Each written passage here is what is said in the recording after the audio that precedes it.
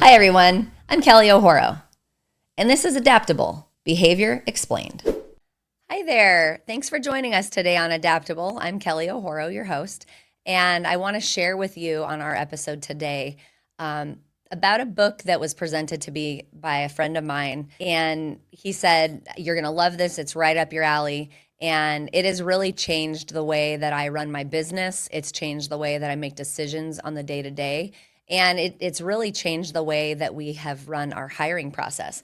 So the book that we're going to talk about today is The Big Five for Life. It's by John Strzelecki, and it's a bit of a parable in that you don't know that it's not a true story sort of until the end. But it's such a good example about how to organize your life. And I think that so many of us are really living just on autopilot. You know, think about from the time I get up, I go through the motions, I make my plans, and I don't necessarily have a goal for the things that I'm doing each day. And I haven't had a lot of purpose.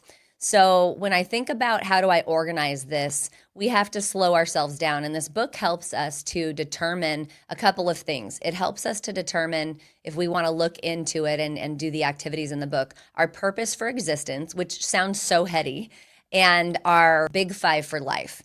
And so the examples that they talk about in this book are based on the metaphor of walking through the museum of your life. And so when he talks about it, he says, you know, we spend our time every single day doing things kind of monotonously or mindlessly.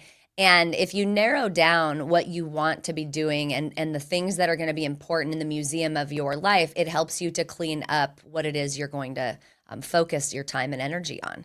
And so basically, if I were saying that for example, my purpose for existence is to serve humankind. I know that I'm here to be of service, to help people through their trials and tribulations. It's what prompted me to become a teacher. It's what prompted me to re-career in my early 30s to become a mental health specialist. I knew that I had more in me to help. It's part of what prompted me to adopt children when I was really young that were my husband's and stick it out to raise them. I knew that I could offer them something that they wouldn't have otherwise had if I wasn't in their life. And so when I think about my personal purpose for existence, it's to serve humankind. But everybody has different purposes. And when I think about how I narrow down my big five, these are going to be the five most important things you want to do or see or experience before you die. And so this museum concept is like you want to visualize each day kind of as an exhibit in the museum of your life, which encourages more intentional living. You're going to align your work with purpose. So you want to ensure that your professional endeavors align with your personal values and your big five for life. So it's a way to sort of filter the choices that you make. Part of this is recognizing that we can't see our blind spots. And so having mentorship throughout this process to help keep you in line, almost an accountability partner, whether that's a friend that you trust to tell you the hard things or a counselor, someone in your church, or even a sponsor. The importance of having a mentor to guide you in discovering your big five for life is pretty important.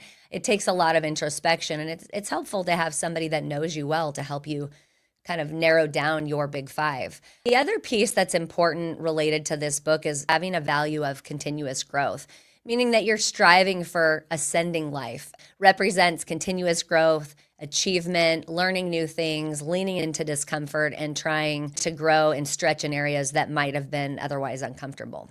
One of my values from my Daring Greatly work through the Brené Brown program is authenticity. And so this book really aligned for me because authenticity is really embracing your truest version of yourself, not shape-shifting in different arenas, but allowing yourself to be fully you all of the time. And you have to really have an attitude of embracing authenticity to unlock a life purpose and fulfillment. You can't pretend to be somebody that you're not and expect that to be congruent with who you say you want to be when someone would walk through the museum of your life. When you think about the role of leaders in your life or being a leader, there's a huge impact of leadership. Leaders help us and others grow and achieve their big five for life. So that's really important to have leaders in your world that help you strive for healthy striving. And we want to make sure that we have practical application for some of these concepts when it comes to the big five. There's really awesome exercises in the book that help the readers identify their big five for life, because ultimately you want to think about the legacy that you're going to leave in your world and the legacy that you want to leave behind when someone thinks about how they remember you and how you contributed in your daily actions. There was a quote that I really found touching when I was younger that I read, and it was something to, I might get it a little bit wrong, but it was something to the degree of, people won't remember you for what you did, but they'll remember you for how you made them feel. And I think about me and my big five and my purpose for existence. And when I think about the legacy that I want to leave, or the museum of impact that I want people to remember me by, it's learning and creating. It's being a good mother and showing up with unconditional love for my children. It's being a good wife and a good partner, and helping my husband to learn how to, go through challenges with his best self. It's exploring and seeing new places and new cultures and new things. And it's making a difference in the lives of the people that are around me, not just in my family circle. And so when I think about how do I make choices every day, and what I love about this book is because if you're like me, where you have lots of big ideas, but they might not all line up with who you say you want to be, this helps you streamline the decision-making process. And so for me, I look at my purpose for existence to serve humankind. So if what I'm going to do doesn't somehow impact that, it probably ought not to be in my to-do list. And then when I think about my big five, the museum that is me, I want to make sure that the actions that I take some way contribute to one of those experiences. And it helps you to narrow down your choices. So a way that I've also employed this book or used this book is in our hiring process for my company. So if you're in a leadership role, this can help you as well. We have our prospective candidates read the book, and then they present to our team their big five for life and their purpose for existence. And it gives them an opportunity to dig into who they are and what they want, and make sure that it aligns with our company's purpose for existence and our big five.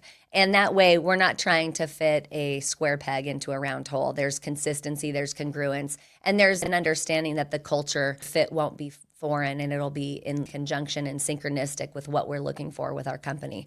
And since I've started that process, how we've hired has been so much easier, because the people that we're attracting are comfortable digging in and leaning into some discomfort and having some real thoughtful, contemplative activity that shows us and it shows them they're willing to take a deep dive into who they are and what they want for their lives. And is what they do, 7-8 hours a day, consistent for them in their world. And so I really can't tell you enough about how powerful this book was. It's a really fast read. You'll get through it in a couple of days. It's very easy reading. But, when you think about what you can do to course correct, when you decide to dig in and figure out, why am I here? What is the purpose for me being here? And then what are the actions that I need to take so that they line up through my potential or inevitable museum of my life? And you can learn to narrow down what it is you want for yourself. It makes the big decisions easier, and it makes your daily planning easier, because it keeps at the forefront,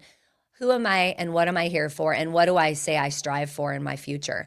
And so I highly recommend reading this book. It's really great. John Strzelecki, it really has changed my life, the way that I think, how I make decisions, and how I spend my time on this earth. So if you're struggling and you're in a transition time, or you're just feeling a little bit listless, you don't know what it is you want to do, I recommend picking up this book, spending a couple of days and digging in. And I think you'll find yourself rejuvenated and a little bit more focused on who you are and what you want to do, what you want to achieve in this world.